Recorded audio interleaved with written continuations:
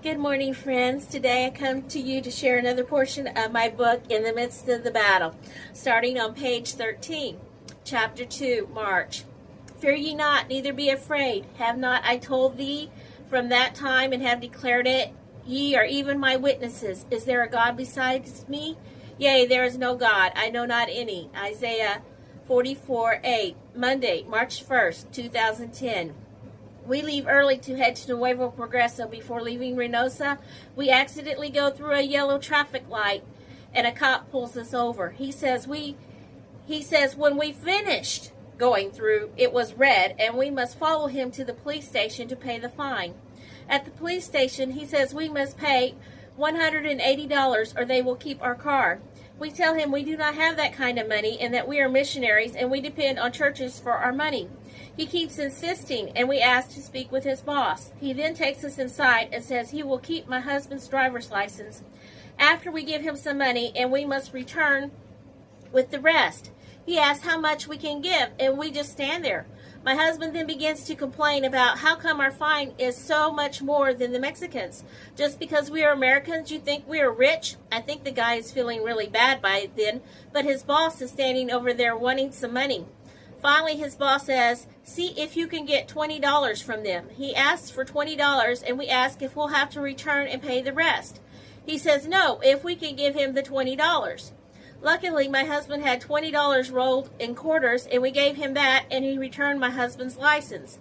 We were very thankful that God intervened, and we were able to leave and not have to pay more. They are very corrupt here and can put you in jail or take your car if you cannot pay on the spot. It is your word against theirs. Happily and cautiously, we head to Progreso. When we arrived at the edge of town, there was a policeman standing in the middle of the road with a machine gun. This puts us on alert, as this is not normal. We went on to the village, and the children came running. They were so happy to see us, and we were given many hugs. We handed out suckers and the Spanish Bible books. We told them we cannot have class at night right now because of the problems, but we will return next week in the day to have class, Lord willing. They were very excited when we told them that. The women began to tell us that they had been having battles there at night too, and that there had been one in Rio Bravo the day before. We did not stay long as we were running behind because of the incident in Reynosa.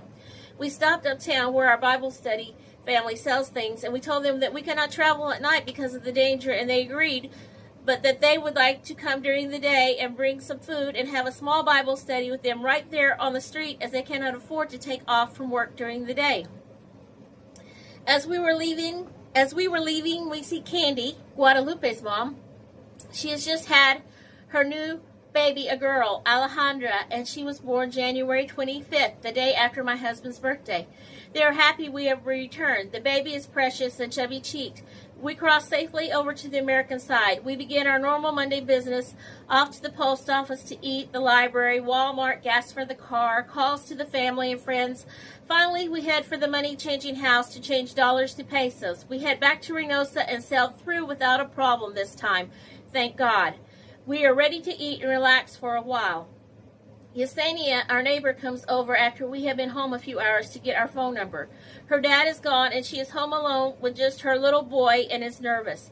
Yesterday, some guys with fancy vehicles came and parked in front of her house for a while, and they finally left. This has her scared, as members of the Zeta are driving fancy vehicles, and she didn't know them, plus the father of her little boy was involved in some of that stuff, although she is not with him anymore. She knows she can count on us for prayer or anything we can do to help.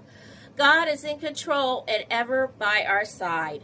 And that concludes my portion of reading today on page number 16. And if you would like to have the full copy of In the Midst of the Battle, you can find it to purchase on Amazon. May God richly bless you.